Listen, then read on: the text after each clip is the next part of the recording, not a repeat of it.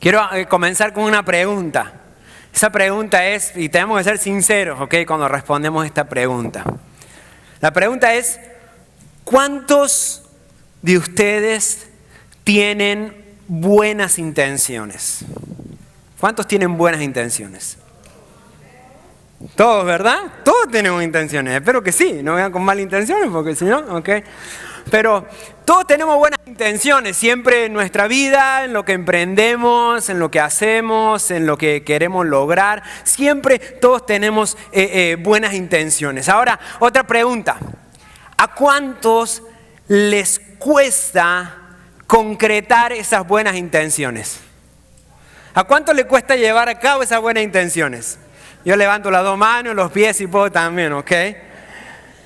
Porque no siempre es fácil o logramos concretar nuestras buenas intenciones. No siempre logramos hacer lo que queremos hacer, o más allá todavía, no siempre logramos reaccionar de la manera que quisiéramos reaccionar. No siempre las cosas nos salen como quisiéramos, ¿verdad? Y hay algo, no sé qué será. Bueno, hoy lo vamos a descubrir, ¿ok? Pero hay algo entre la intención y la realización de nuestras cosas o de nuestras intenciones. Hay algo entre la intención y la realización. Hay algo entre lo que queremos hacer y realmente hacemos. Hay algo en ese camino, en ese recorrido de lo que hay en nuestro corazón hasta que llegamos a realizarlo, ya sea a través de palabras o acciones. Nos proponemos una que otra cosa, queremos lograr algo, queremos hacer algo de manera personal. No estoy hablando de habilidad ni nada de eso, ya lo vamos a ver más. Pero no nos sale siempre. Quisiéramos cambiar la forma en la cual reaccionamos, cambiar la forma en la cual nos expresamos, cambiar la forma en la cual hacemos nuestra rutina, y siempre algo pasa. Siempre algo sucede que no, bueno, digo siempre, pero la mayoría de las veces sucede algo que nos impide poder realizar o poder llevar a cabo nuestras buenas intenciones. Queremos ser constantes y venir a la iglesia, congregarnos de manera constante, pero muchas veces nos quedamos a dormir. Queremos leer la Biblia y decimos, voy a hacerlo, voy a empezar a leer la Biblia, pero en el momento en el cual decimos que vamos a hacerlo, nos encontramos como por horas, como zombies, scrolleando en el teléfono. Como si fuésemos a llegar al final de TikTok. No tiene final TikTok. Hasta que te sale la señora que dice, ya es hora de irte a dormir. Okay. ¿Se le sale o qué? Pero sabemos que tenemos que hacerlo, tenemos toda la intención, decimos, sí, esta semana lo hago. Y no pasa. Y no lo logramos. Y no siempre llegamos ahí. Y no me refiero a las cosas que no tenemos la capacidad de hacer. No te estoy diciendo algo que tú no tienes esa capacidad de hacer. Porque sí, a veces nos proponemos cosas y no tenemos la capacidad de hacerlo, no tenemos los recursos para hacerlo y obviamente no lo vamos a lograr. Sino, me estoy refiriendo a esas cosas que sí tenemos la capacidad de hacer. Sí tenemos el deseo de hacer, pero por alguna extraña razón solamente nos quedamos en las intenciones y no pasamos a la acción. Hay un pasaje bíblico maravilloso que describe justamente esa gran incógnita de la vida. El por qué hago lo que hago y por qué no hago lo que sí verdaderamente quiero hacer. Y suena como un trabalengua, incluso el pasaje bíblico, esta historia, suena como un trabalengua, pero describe exactamente lo que pasa en cada uno de nosotros. Sin importar cuán santo seas o te consideres, sin importar cuántos años tenga de cristiano, sin importar que te pare acá al frente a predicar o que sea la primera vez que asistes a una iglesia, todos y cada uno de nosotros nos podemos ver en esta historia, en este pasaje que vamos a leer el día de hoy. Está en el libro de Romanos, creo yo, de que un libro que todo el mundo, todos deberíamos leer toda la Biblia, pero más Romanos empezando, es un libro maravilloso que nos explica cosas profundísimas en un idioma muy, muy, muy cotidiano. El libro de Romanos capítulo 7, vamos a encontrar a una de las personas, una de las eminencias bíblicas, una de las personas más importantes en la historia bíblica. Obviamente está Dios, lógico, Jesús. Pero luego encontramos a este escritor, un apóstol, el apóstol Pablo, que hizo cosas maravillosas. Gran parte de la Biblia fue escrita por él, bueno, por Dios a través de él, ¿ok? Pero Dios usó para que él escribiera gran parte, la mayoría del Nuevo Testamento. Es decir, que algo sabía de Dios y algo bueno estaba haciendo el muchacho para que Dios lo usara de esa manera. Y él escribe esto en Romanos capítulo 7, versículo 15 al 20. Romanos capítulo 7, versículo 15 al 20. Dice de esta manera: no entiendo lo que me pasa. No entiendo lo que me pasa. Pues no hago lo que quiero, sino lo que aborrezco o lo que no quiero. Ahora bien, si hago lo que no quiero, estoy de acuerdo en que la ley es buena. Pero en este caso, ya no soy yo quien lo lleva a cabo, sino el pecado que habita en mí. Empieza diciendo: no entiendo lo que me pasa. Por eso el título del mensaje es ¿qué me pasa? No entiendo lo que me pasa. Está diciendo, mire el versículo 18 dice: yo sé que en mí, es decir, en mi naturaleza pecaminosa, nada bueno habita. Aunque deseo hacer lo bueno, no soy capaz de hacerlo. Por eso te empecé preguntando: ¿cuántos quieren hacer lo bueno? ¿Cuántos tienen buenas intenciones? Todo. ¿A cuánto les cuesta hacerlo? ¡A todos! Porque el mismo lo está diciendo. No soy capaz de hacerlo. Quiero hacer lo bueno, pero no soy capaz de hacerlo. De hecho, no hago el bien que quiero, sino el mal que no quiero. No hago el bien que quiero, sino el mal que no quiero. Y si hago lo que no quiero, ya no soy yo quien lo hace, sino el pecado que habita en mí. Qué gran frustración que hay, ¿verdad? ¿En qué gran frustración muchas veces nos encontramos como seres humanos? Nos enfrentamos nosotros como seres humanos. La frustración de querer hacer algo, de necesitar hacer algo en nuestra vida y no hacerlo. Es extremadamente frustrante. No estamos hablando de que alguien que ajeno a ti que comete un error o que hace algo y te dice: oh, ¿por qué no entiendes? Te cabeza dura. Ay, estoy frustrado con mis hijos, frustrado con mi cónyuge, porque no hace lo que le pido. No estoy hablando de alguien más, estoy hablando de uno mismo. Es una frustración aún más grande el saber, el conocer de que debo hacer algo, necesito cambiar un área de mi vida, necesito romper ciertas rutinas en mi vida, comenzar rutinas más saludables, no solamente físicas, sino espiritual, y no lo puedo hacer. Y no lo logro, es frustrante no poder ni siquiera comenzar a hacer lo bueno. Y este pasaje, por más de que parezca un poco enredado y parezca un poco trabalengua, en el cual, vuelvo a repetir, el mismo apóstol Pablo está diciendo de que no hace lo bueno, no hace lo que quiere hacer, sino todo lo contrario, hace lo que no quiere hacer. Está confesándonos básicamente su pecado en la Biblia. Insisto, el apóstol Pablo. Qué frustrante, ¿verdad? Es como un trabalengua. Pero es importante que analicemos, porque no solamente acá nos dice: hey, estamos fritos, no vamos a poder lograr lo que queremos, siempre vamos a luchar con eso, sino que él nos dice la razón. Y al darnos la razón por la cual tenemos buenas intenciones y no siempre ejercemos esas buenas intenciones, no siempre hacemos lo que queremos hacer, lo que debemos hacer, al poder analizar este pasaje vamos a entender cuál es la razón. Y al entender la razón, no quiero decirte de que te va a dar más esperanza al entender la razón, porque al contrario, el mensaje de hoy no nos va a llevar escalando hacia lo bueno, sino el mensaje de hoy nos va a llevar escalando hacia abajo. Pero no te preocupes, porque en la conclusión Dios tiene siempre la solución. Me salió un versito. En la conclusión Dios siempre tiene la solución. Pero analicémoslos un poco, ¿ok? Vamos a analizar un poco este pasaje y lo que nos está diciendo aquel apóstol Pablo, ¿ok? Primero dice de que él no entiende lo que le pasa. No entiende lo que le pasa. Por eso es de que está bien si no entiendes el por qué tú reaccionas como reaccionas.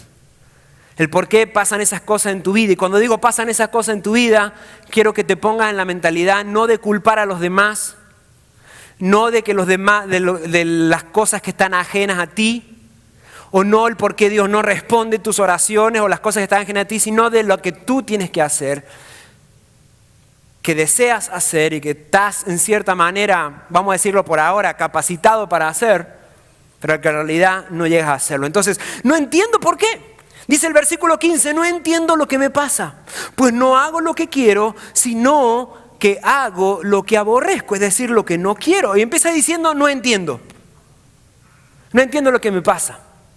Es extremadamente frustrante, ¿verdad? Decimos que nos conocemos a nosotros mismos, pero no es así. No nos conocemos tanto como creemos, ¿verdad? Más allá de que hemos vivido toda nuestra vida con nosotros. Pero no necesariamente nos conocemos a la perfección. Si hay alguien que nos conoce, más allá de tu esposa, es Dios. Dios te conoce a la perfección, pero nosotros que decimos que nos conocemos a nosotros mismos, pero no siempre es así. Qué frustrante que la única persona de la cual tú tienes control en tu vida, que eres tú, ni siquiera te conoces. Porque no tienes control de las demás personas, no tienes control de las situaciones, tú tienes control de ti mismo. Pero, sin embargo, no te conoces cómo funciona, cómo suceden las cosas. Cuando las demás personas no hacen lo que esperamos, es frustrante, pero la mayor frustración está cuando yo no hago lo que tengo que hacer. Cuando yo no obro de la forma que tengo que obrar. Ponte a analizar eso. ¿Que frustra que los demás no actúen, no respondan, no cambien? Claro que es frustrante.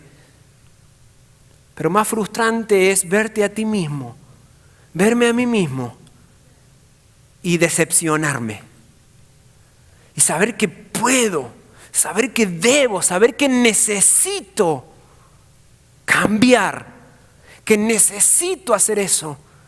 Que tengo todo lo necesario para poder lograrlo. Y no estoy hablando de cuestiones financieras, de cuestiones de trabajo, de estudio y nada de eso. No. De cuestiones profundas del corazón, emocionales, espiritual. Que tengo todo lo necesario y no lo hago. Esa es la peor frustración. Esa es la peor frustración que puede tener un ser humano. Saber lo que tiene que hacer y no lograrlo. Y todos, incluso el apóstol Pablo, cada uno de nosotros pasamos, no todos lo expresamos de la misma manera, pero pasamos por situaciones así si nos ponemos la mano en el corazón. Si somos verdaderamente sinceros con cada uno de nosotros. Decimos muchas veces, pero si yo le entregué mi vida a Cristo, le he dado todo a Él, le sirvo a Él, respondí al llamado de Él, el Espíritu Santo vive en mí. Pero ¿por qué me pasa esto? No entiendo. Debería ser todo mucho más fácil. Pero sin embargo no lo es. Sin embargo no lo es. Por eso dice el apóstol, no entiendo lo que me pasa, pues no hago lo que quiero. No hago lo que quiero. Quiero orar, quiero ser puntual, quiero vivir en santidad, quiero dejar de discutir con mi cónyuge y no puedo. Y me cuesta. Y no lo logro. Y lo intento y vuelvo otra vez a caer en lo mismo. Quiero, pero no lo hago. Y no es por mi falta de capacidad, porque sí puedo, pero simplemente no lo hago. No lo hago. Y llega el domingo y otra vez la misma oración. Otra vez el mismo sentir. Otra vez de nuevo sentir esa culpa y volver a hacer un nuevo compromiso. Lo cual está fabuloso porque Dios no quiere nunca que tiremos la toalla. Que sigamos acercándonos a Él y Él nos da oportunidad tras oportunidad tras oportunidad. Porque ese es el amor y la misericordia de Dios para con nosotros. Pero nos cuesta. No hago lo que quiero. No estamos hablando cosas que dependen de los demás, sino cosas que dependen de mí. Tengo la fuerza de voluntad, tengo la habilidad, tengo el poder, tengo el deseo, tengo el Espíritu Santo y no pasa nada. Sigo en el mismo vicio. Sigo en el mismo pensamiento, sigo reaccionando igual cuando sé que no está bien. Es más, no termina ahí este versículo. Dice, no entiendo lo que me pasa. I don't know what happened. No sé qué me está pasando. Pues no hago lo que quiero. Sino, mira lo que dice, sino que hago lo que aborrezco. No me basta con no hacer lo bueno, porque no me quedo en un lugar pasivo. No es que, bueno, no hago lo bueno, pero por lo menos no hice nada. No. Dice aquí de que no hago lo bueno y no me quedo ahí sentadito, sino que hago lo opuesto. Hago completamente lo contrario. Justamente lo que no quiero hacer, ahí es donde voy vez tras vez. Voy a la esquina contraria. Cuando más temprano quiero llegar es cuando más tarde llego. Cuando menos quiero discutir o cuando quiero dejar de discutir con mi cónyuge es cuando más pesadas se ponen las cosas y cuando más terminamos peor.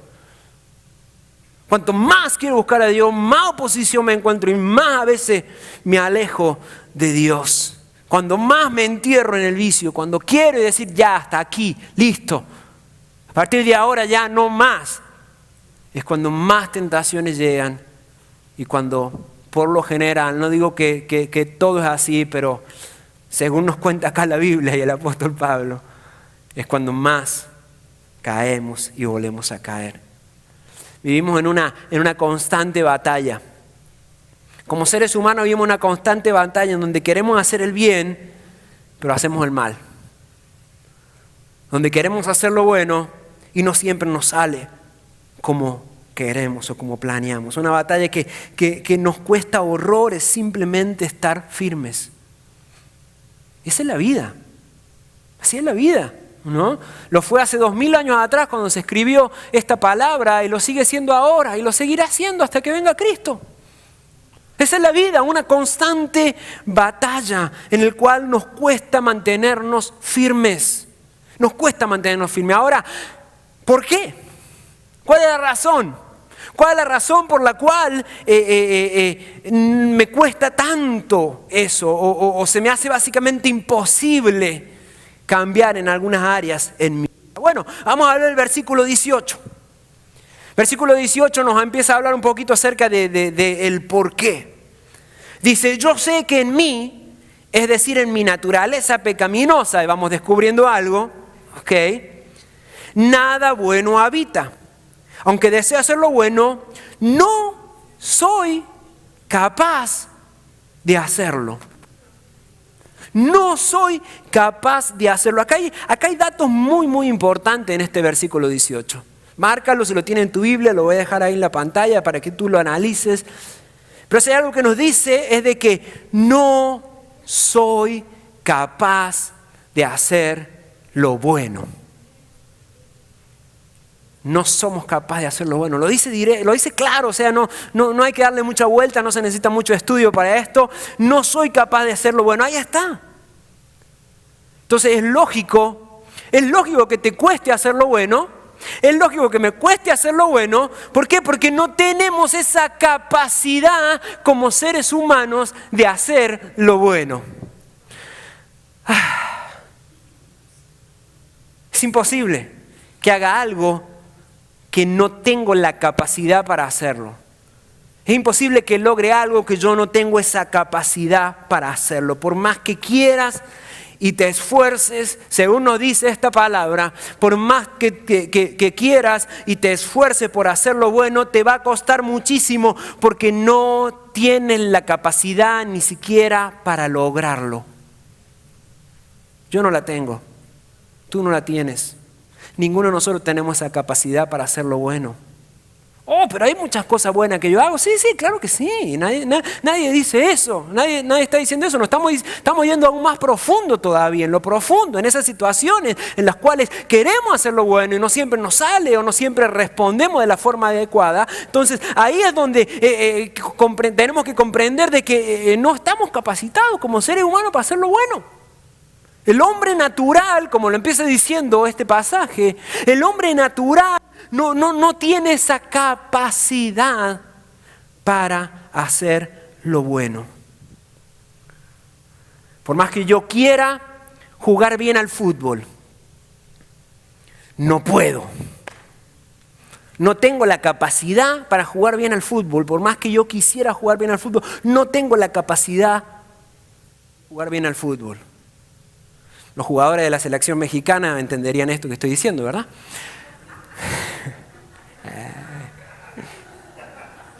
Empezamos la temporada mundial, así que agárrense.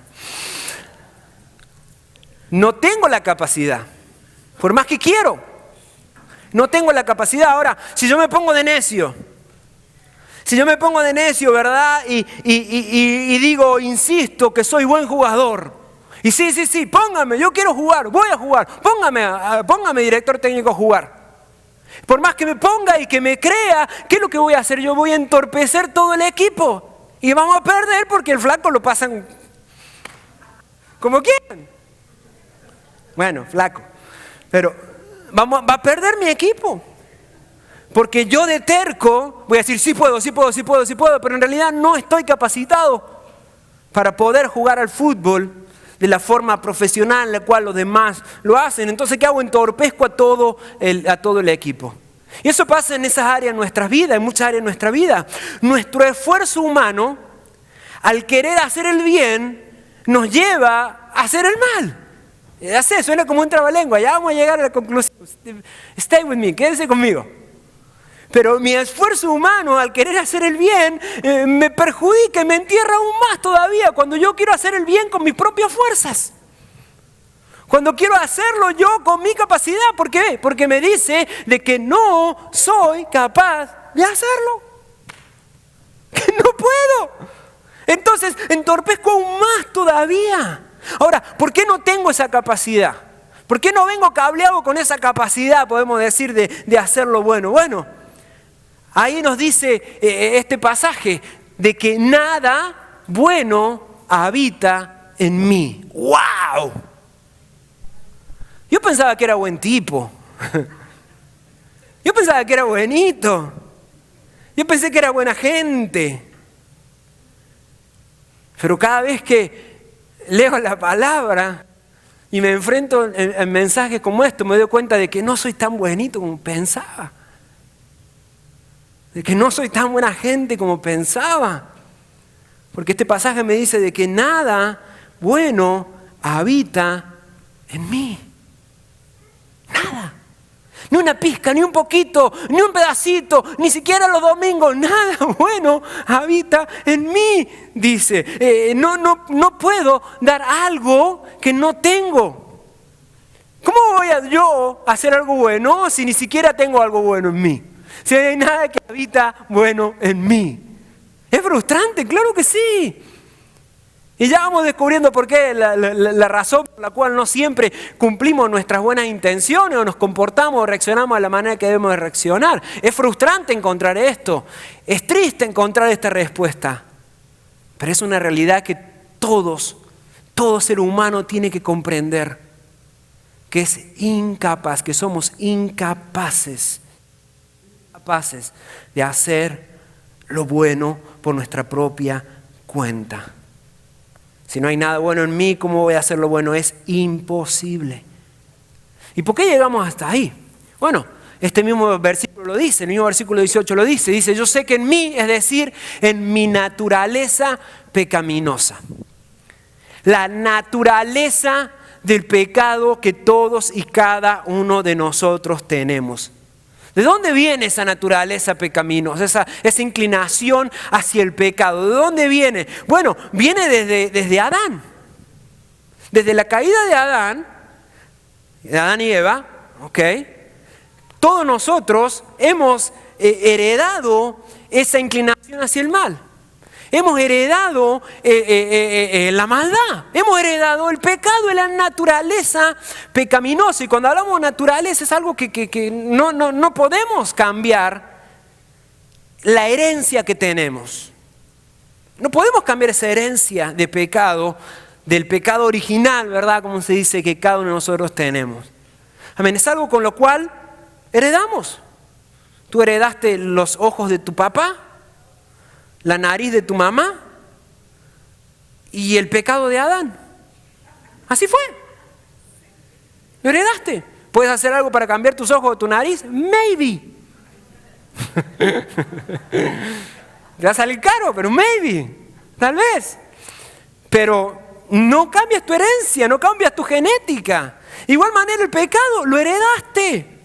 Todos, nos dice la palabra, que todos nosotros nacemos, y es muy importante, aunque esto es teológicamente es mucho más profundo, pero simplemente en estos pocos minutos de la prédica trato de ponerlo en formato sencillo o en palabras sencillas para que podamos comprender. Pero básicamente nosotros nacemos con esa inclinación hacia el mal, inclinados hacia el mal. No en el mal, pero sí inclinados hacia el mal. Con una predisposición hacia el mal.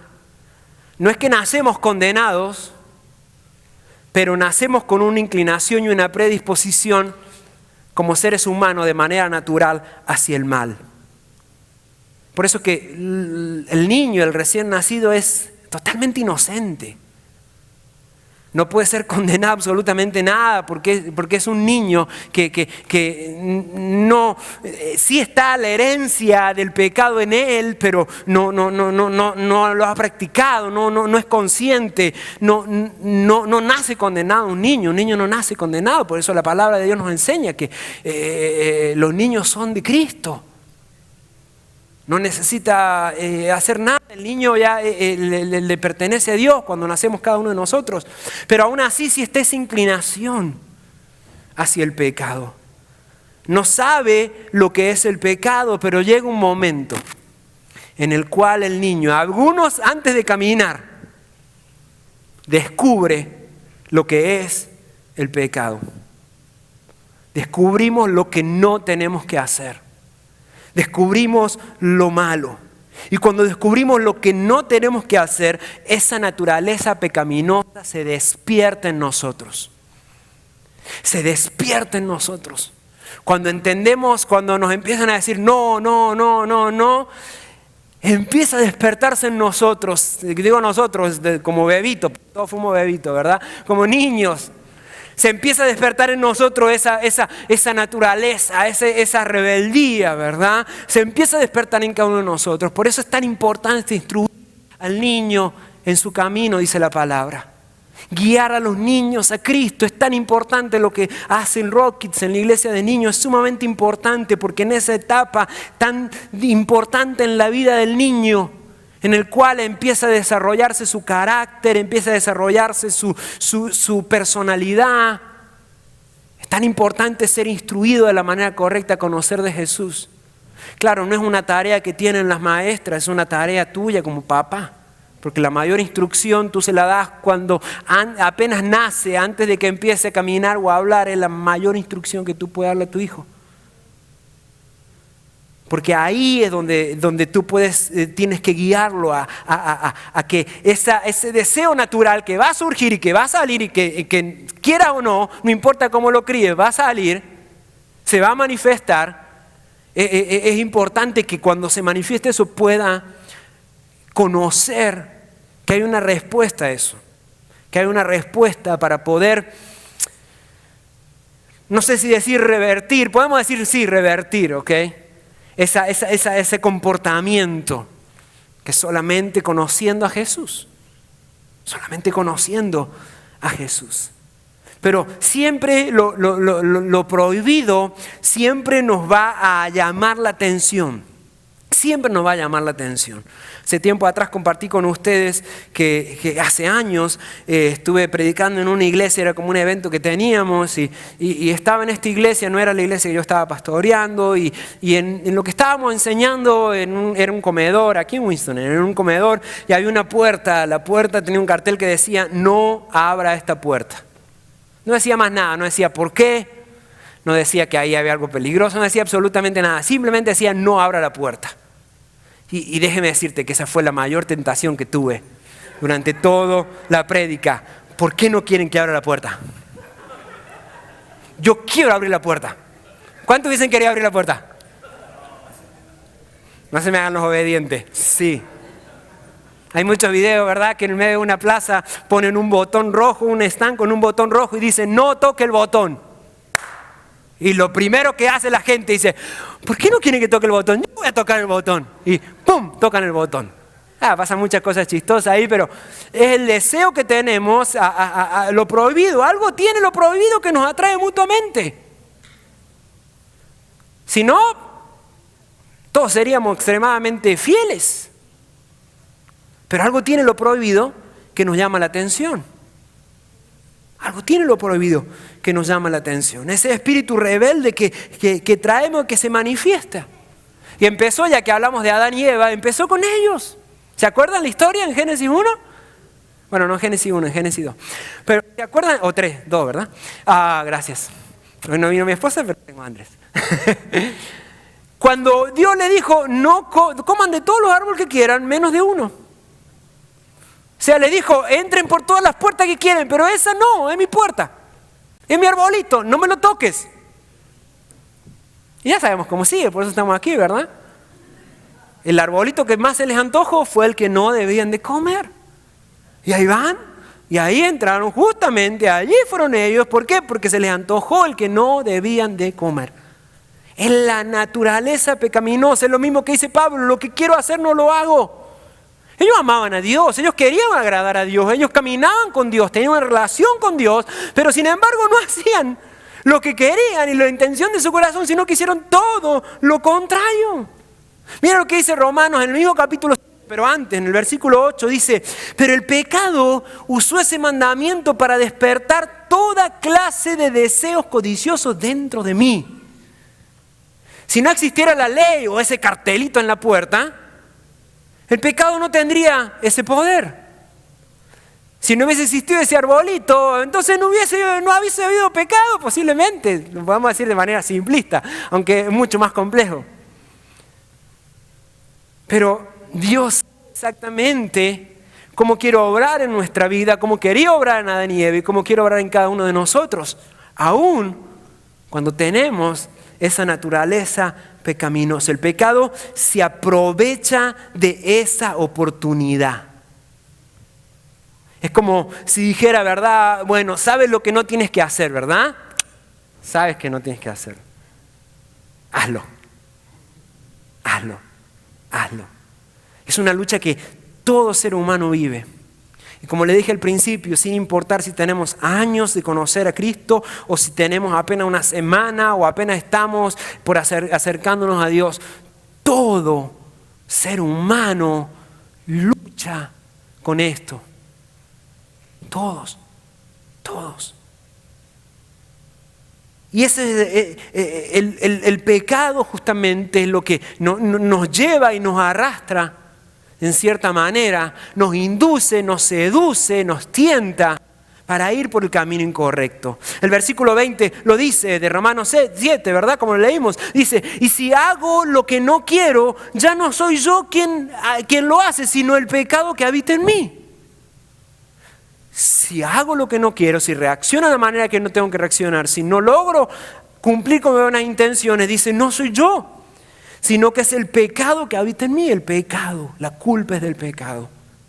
Versículo 17 también lo dice, pero en este caso ya no soy yo quien lo lleva a cabo, sino el pecado que habita en mí. Y esto es como medio enredado, ¿verdad? Este pasaje, todo este pasaje, un poco enredado, pero es muy cierto. Porque muchas veces podemos verlo en nosotros y en las otras personas también. Que cuando haces lo malo, eres diferente. Te transformas. No eres el mismo. Lo puedes ver en otros y si eres sincero lo vas a ver en ti también. Es decir, yo no soy este tipo. ¿Por qué hago esto? Es porque el pecado logra hacer eso en nuestros corazones. Confundirnos de tal manera que reaccionamos de una manera que ni siquiera nosotros nos reconocemos. A mí me pasó un montón de veces. Seguramente a ti también. Lo has visto en otros también. Lo has visto en mí tal vez. I'm sorry. ¿Por qué? Porque el pecado, ¿verdad? Nos transforma para mal, nos deforma. Vamos a ponerlo así. Apunta esto. El pecado nos deforma. Te deforma a ti y a mí. Y aquí Pablo hace esa excusa, ¿verdad? Dice, esa excusa dice que no es él. El pecado, muchos utilizamos esta excusa demasiado seguido, ¿verdad? Bueno, es que es la carne. No, tú sabes que uno es débil, ¿verdad? Uno es débil, ¿verdad? Y tratamos de justificarnos. Lo peor que puede hacer un ser humano es justificarse. Lo hizo Adán. Me pusiste el arbolito ahí, la mujer que tú me diste me dio de comer. Y la mujer dice, la serpiente, el diablo. O sea, trataron de justificarse, en ningún momento dijeron, sí, la regamos, Dios. Tú sabes el pecado que habita en mí. No. Quisieron justificarse y siempre lo que hacemos, ¿verdad? Muchas veces utilizamos esa excusa para justificarnos. Por eso le dije de que la prédica o el mensaje del día de hoy como que va cada vez más en peor. Tal vez tú dijiste, flaco, yo quería que me des una palabra de aliento hoy y mira con lo que me sale. Salgo más cascoteado de lo que vine. Salgo más pecador todavía de lo que yo entré por esa puerta hace un par de horas atrás. ¿Por qué? Porque nos preguntamos, ¿por qué Dios me va a pedir algo que no tengo la capacidad para cumplir? ¿Por qué Dios me va a pedir que sea santo si sabe que no puedo ser santo? Él me conoce.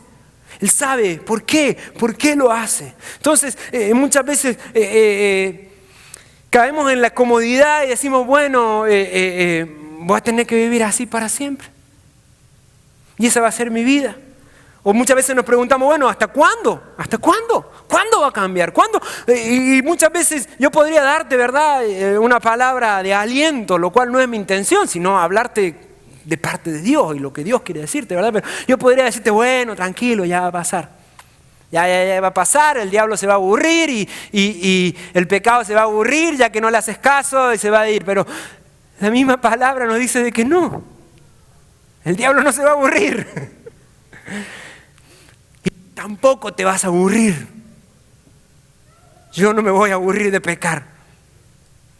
Porque si fuese tan fácil así, entonces, bueno, dejaríamos ya, pero nadie pecaría si el pecado fuese aburrido, si el pecado fuese aburrido.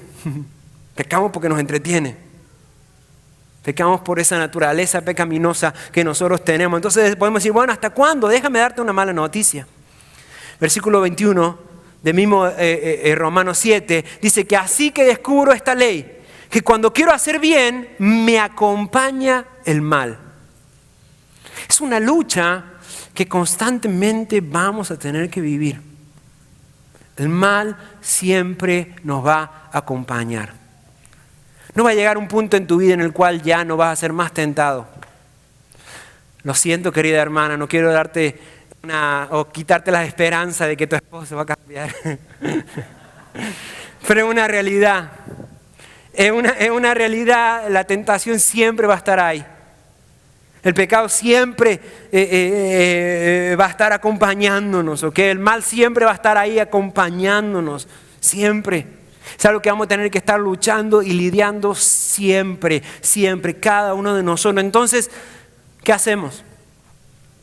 Nos damos por vencidos y decimos, ya soy pecador, ni modo, living la vida loca. Muchos de ustedes son muy jóvenes y no saben nada de eso. Pero bueno, ya me doy por vencido, ya me gano el pecado, ni modo, así soy. Quiéreme como soy, ¿ok?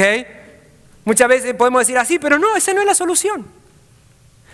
Ahí, en ese momento, en ese preciso instante, que para muchos es ahora, para muchos fue en algún momento de su vida, o para muchos será más adelante, pero en ese preciso instante, donde comprendemos que somos totalmente incapaces de hacer lo bueno, es cuando viene y se manifiesta en nosotros algo que cada uno de nosotros necesitamos de manera desesperada.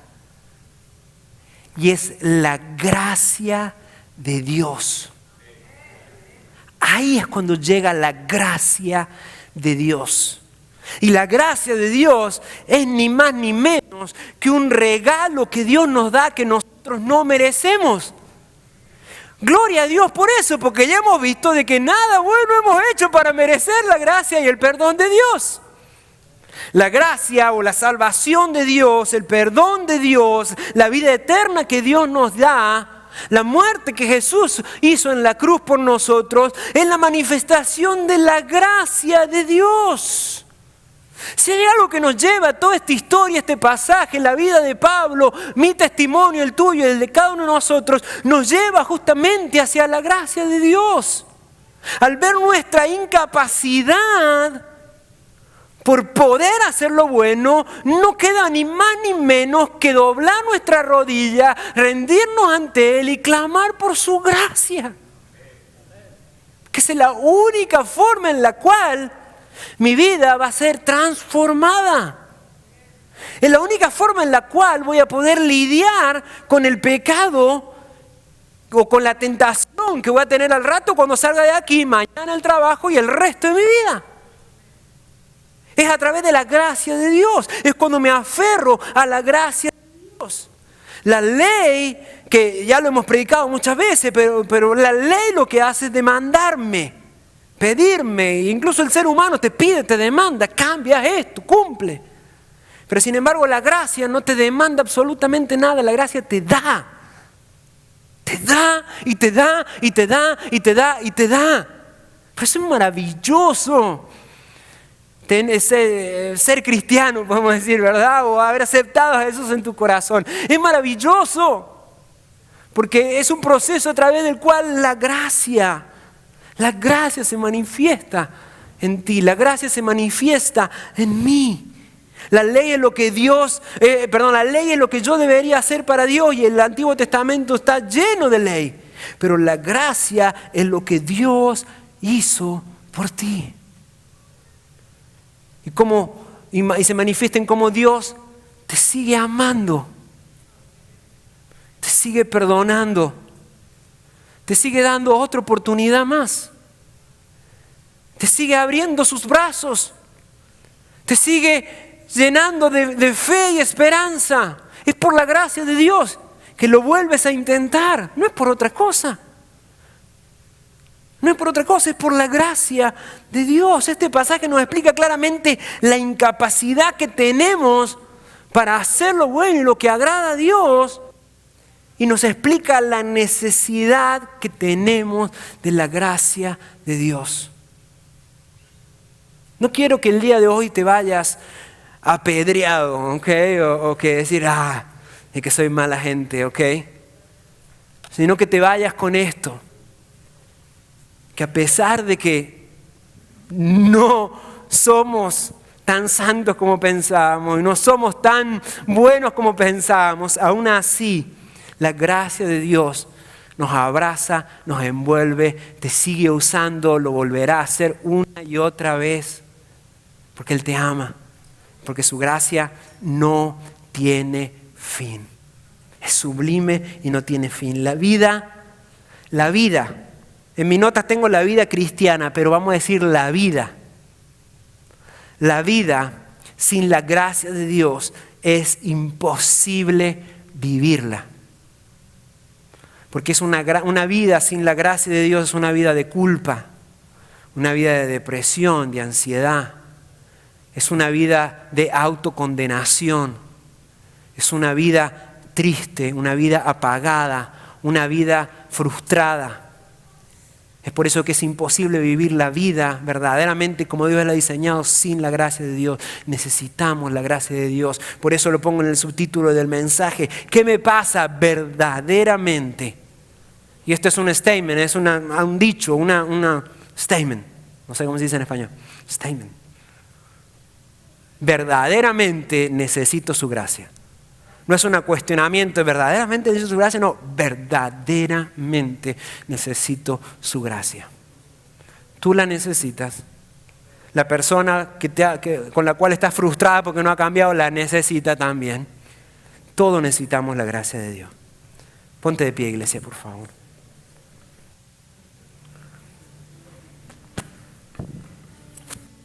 Sigue diciendo después este pasaje en varios versículos, pero es más, todo Romano está maravilloso. Si después entran al 8 va a ser, le va a volar la cabeza, pero está buenísimo. Pero mira lo que dice el versículo 24-25. Dice, soy un pobre desgraciado. No lo cambié, así lo dice por lo menos en la versión, en la nueva traducción viviente, ¿ok? Parece un tango, ¿verdad? O una de esos rancheras bien tristes. Mariachi, whatever, lo que sea, que esas rancheras como que, pobre, infeliz de mí, infeliz de mí. Pablo lo dice, lo dijo antes que Vicente Fernández.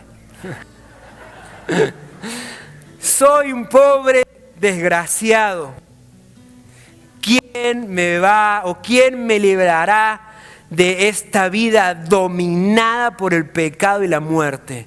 Es un clamor que Pablo hace, una declaración. Reconoce que es un desgraciado, suena fuertísimo, pero reconoce que es un desgraciado. Y desgraciado, bueno, tiene que ver con la palabra gracia, pero eso lo veremos otro día. Pero soy un pobre desgraciado, reconoce y luego hace un clamor. ¿Quién me va a librar de esta vida dominada del pecado y de la muerte? ¿Quién me va a liberar de esto? No quiero seguir viviendo así. ¿Quién me va a liberar de esto? Y luego dice versículo 25, gracias a Dios.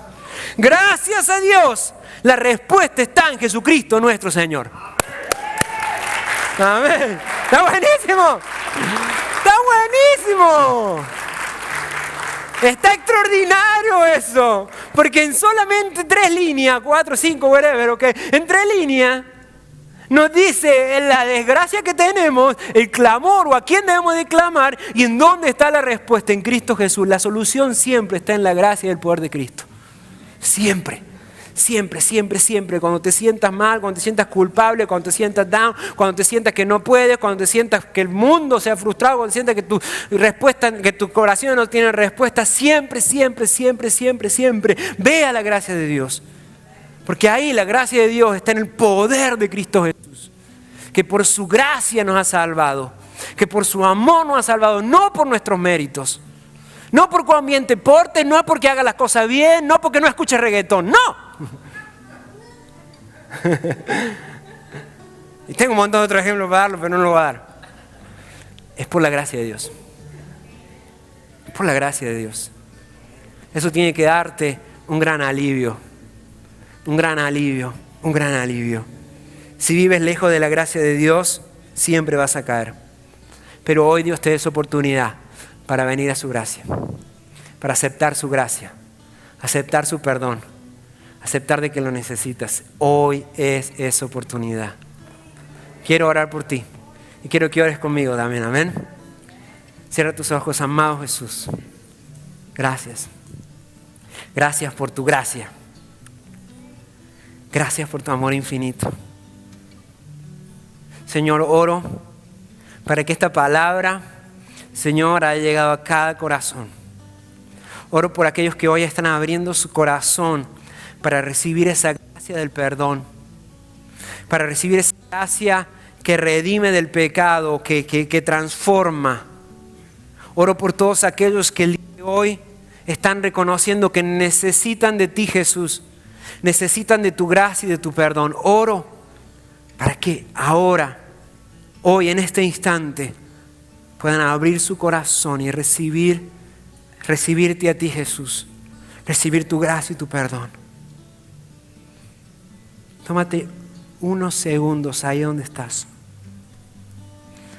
En comunión tú y Dios.